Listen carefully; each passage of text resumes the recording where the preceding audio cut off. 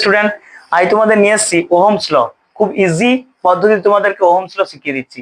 তোমরা শুধু এটুকু মনে রাখবে, ওহমের সূত্র কি উষ্ণতা এবং অন্যান্য ভৌত অবস্থা যদি অপরিবর্তিত থাকে, অর্থাৎ চেঞ্জ না হয়, কি কি উষ্ণতা এবং অন্যান্য ভৌত অবস্থা যদিও অপরিবর্তিত থাকে, তাহলে কি হয় না বিভব প্রভেদ প্রবাহ মাত্রা সমানুপাতিক।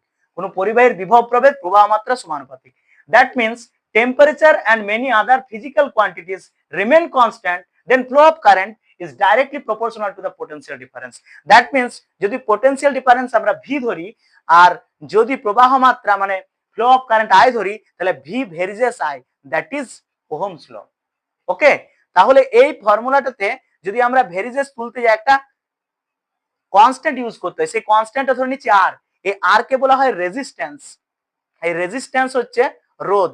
আমরা রোধের সংজ্ঞা পাবো ওহমের সূত্র থেকে, দুটোর অনুপাত। তাহলে আর সমান কি লিখতে পারি, ভি বাই আই, অর্থাৎ বিভব প্রভেদ এবং প্রবাহ মাত্রার অনুপাতকে বলা হয় পরিবাহীর রোধ। ওকে, পরের দিন আমরা নেক্সট ভিডিও করব।